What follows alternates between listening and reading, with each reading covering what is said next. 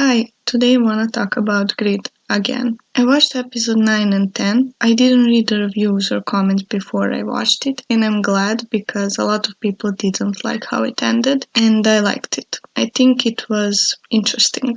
Disclaimer, spoilers ahead, a lot of spoilers, party of spoilers, so have that in mind while going in this video. I think this drama has 9 amazing episodes and then 1 insane episode, because a lot of things are introduced in the last episode. 2 new characters, a new way how time travel works, Seha dies twice. First, I want to talk about what happened in episode 9. Seha came back from the past and he had a conversation with Sebyok. They talked about time travel and how he can't go past the point where he came from. That means they can only travel to the past and not to the future. His boss is alive. She died. She's now alive, but her annoyance meter got from 30 to 100 real fast. One of the reasons why I think she's annoying is because she provoked the murderer to attack Seha and then she told everyone to stay back. And the episode ends with Kim Manok running away really easily. Another thing, we find out Sebyok and Ghost are related. Sebyok is Ghost's grandma. Ghost is also connected to the murderer, and we think that's the reason why she protects him, but then at the end she just easily lets him die. My theory is that she didn't protect him because they are related, but because she needed him to kill Seha. Seha dies, and then Sebyok and her ex-husband feel guilty and they make a baby. And that baby is Ghost's grandmother. Seha needs to die so Ghost could be born. It's a little weird and I didn't like it, but okay. Could they have given a better reason? He needs to die so they could smash. I mean, seriously? The worst thing is that he wanted to live, but he still couldn't survive. And we watched him die twice. Not once, but 2 times. That's way worse.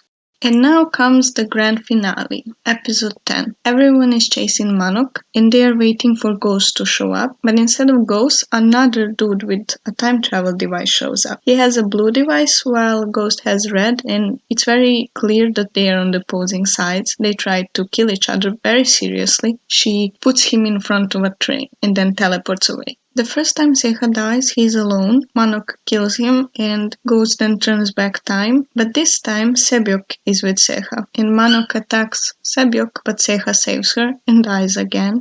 We see his funeral, time skip. Sebyok is alone raising a baby. Her ex-husband doesn't even know the baby exists. But then suddenly he shows up and he's like, "You need to come with me." And he also knows the baby's name. And he tells her that she told him. So then did he time travel? What is happening? We don't know. They go through some forest and then they get to some abandoned building and the door opens and guess what? Ghost and Seha are there and they are coming out. Seha is alive and Ghost is with him and all 4 of them go into that building and the drama ends. That's literally the last scene. Oh, before that, 2 new characters are introduced. They destroyed Grid and they don't want Grid to exist. And some version of Ghost is lying there. We get so many new questions when even the old ones are not answered. They talk about how they don't know if this will ever end and how Grid is destroyed from all layers, but they say time does not flow, but there are still layers in the past, so that kind of confused me. I guess because there is a lot of time travelers. There's Ghost, there's Seha, there's this new dude. They all go to the past, they all change it, and we don't know how many times they change it. So I guess that's what they mean by all layers. They went to every point that some time traveler went and then stopped them from installing the grid. So then the grid doesn't exist in the future. But then the future is not really clear. It can change. So I don't know what the goal of the 2 dudes was. We didn't really find out.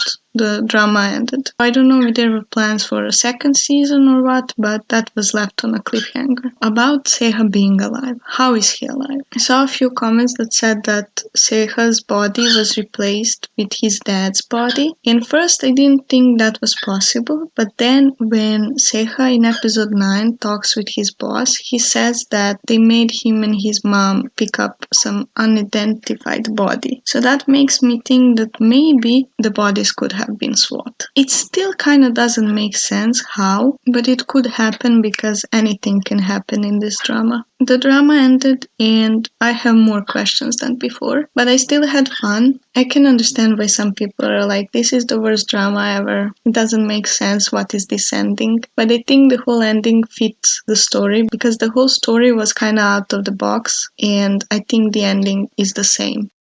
Somewhere in the future, at some point, there's two dudes and Ghost, another version of her. There are two ghosts because they are not at the same point in time. One ghost is in the present, while the other one is in the future. But the one in the future can't be in the starting point of the present ghost, because the present ghost needs to go to the point in time where she started, which means that the ghost in the future is either really far into the future or close to the future. That's why I would like to get a second season, because there's a lot to explore and there's a lot of potential in this story. Well, that's it. If you like this drama or if you didn't like it, comment below. Why didn't you like it or why did you like it? Thank you for watching this video. Like and subscribe and see you in the next one.